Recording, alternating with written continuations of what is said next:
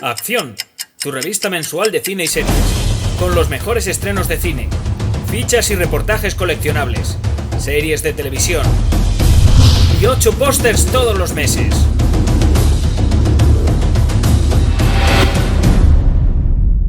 Búscala en tu kiosco.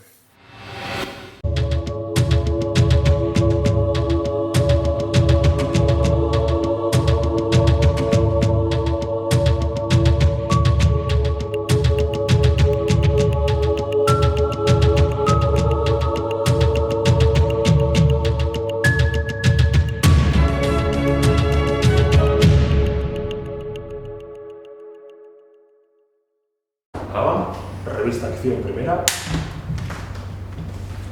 First of all, thank you so much for this interview. Thank you for coming. Let's talk about the comic. Okay. What can you tell us about this show? What is going to find the audience with this show? God, I'm always terribly bad at these questions. Summing the show up. I think, well, I'm going to tell you from my vantage point. I play Joe Turner, who's a young MIT graduate who finds himself conflicted, as many people do. He senses that there are problems, both in our government and in our society and in our culture.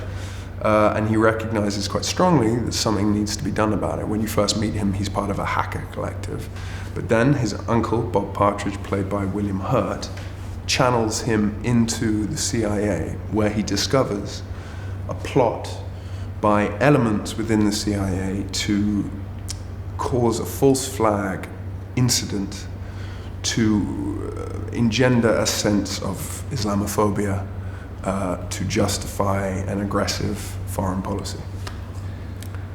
It's a new version of an amazing spy movie. Amazing. And an amazing spy book.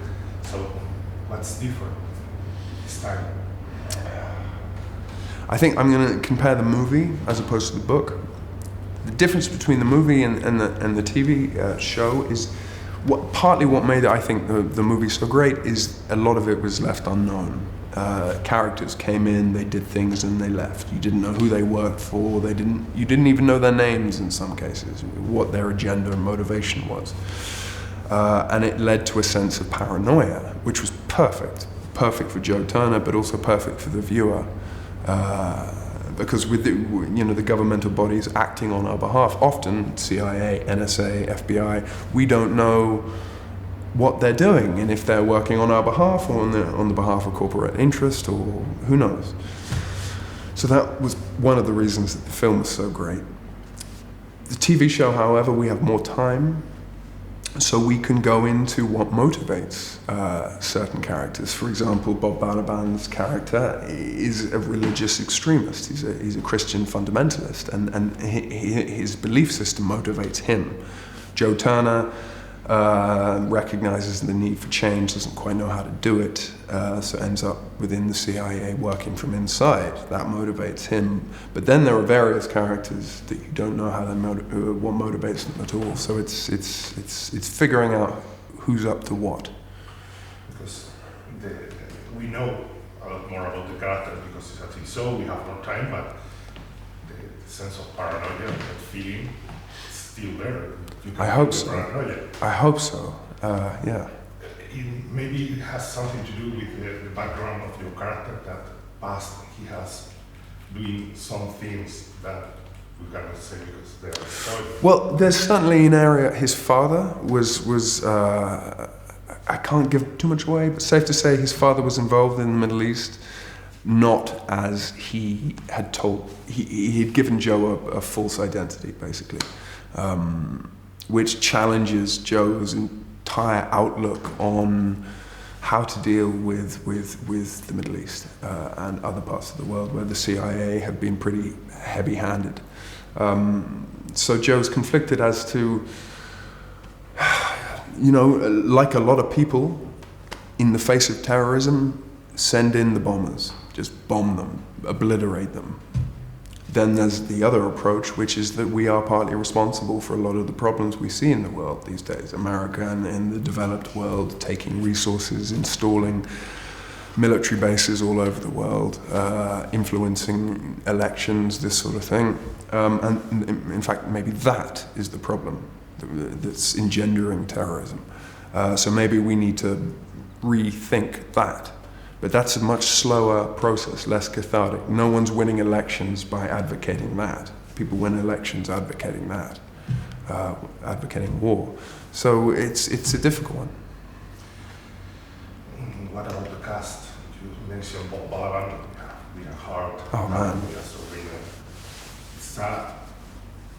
There is no difference this day between a movie and a TV show referring with the cast. Well, I think... No different at all. No difference at all. When I signed on to this, I was the first, so no one else. I didn't, and I also had one episode. So I read it obviously, and then I met the directors and screenwriters, and I got a sense of what they were doing and their level of sophistication in approaching these problems, which I think is what brings actors across from film. It allows you to explore these complex political ideas, ideological ideas, over the course of 10 hours, which I think there's an appetite for that now. You know, we've seen what Michael Bay has to offer. The Marvel universe is fantastic and wonderful, but it occupies an area of the market. But then there are other shows that want to explore current, relevant ideas that we're seeing in the world around us, and I think Condor does that very well. I think the film industry in the 70s was at its best, and we have amazing movies as the 3 Days of the Condor, and nowadays we have to go to the TV to see things like Condor. It's so to have that feeling. Did you have that same? Yeah, I think so. You know, there are a lot of studios and production houses, including ours, MGM and DirecTV, who give their writers freedom. HBO, Showtime, they give their writers freedom. They know that audiences want to sit down and be challenged ideologically and intellectually by what they're watching. So yeah, it doesn't surprise me that the directors, writers and actors are all heading toward, and audience are all heading towards TV. Last question, what about season 2? What can you tell us? Because the movie ends in a really open way. Yeah. We don't know what is going to happen. I know so little, but I think Russia's involved. So, Okay. Aren't they always? Congratulations. Thank you. Amazing. So, thank you so much.